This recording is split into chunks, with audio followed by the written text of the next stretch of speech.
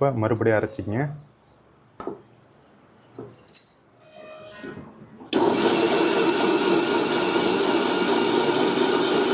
Friends நல்லா பச்சை பசேன்னு மஞ்சிருச்சு. இப்போ நம்ம ஒரு பாத்திரத்தில் ஊற்றிக்கலாம். நல்லா மசிஞ்சிருச்சு. இப்போ நம்ம இன்னும் எக்ஸ்ட்ரா கூட மாவு வந்து கலந்துக்கலாம். ஏன்னா கீரை வந்து நம்மளுக்கு அதிகமாகவே நம்ம போட்டிருக்கோம். அதனால் மாவு வந்து இன்னும் 2-3 பேர் கூட சாப்பிட்லாம். இது வந்து 2 பேர் சாப்பிட்லாம். 2 பேர் சாப்பிட்லாம். அந்தளவுக்கு நம்ம வந்து மாவு கலந்துருக்கோம். அடுத்தது நம்ம வந்து தோசை ஊற்றிடலாம். தோசை ஊற்ற போகிறோம். முருங்கை தோசை.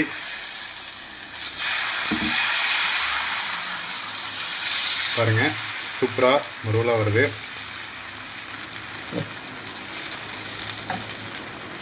எண்ணெய் ஊற்றிங்க. எண்ணெய் எவ்வளோ வேணால் ஊற்றிங்க. சரி, இந்த தோசை வெந்துட்டு இருக்கட்டும். நம்ம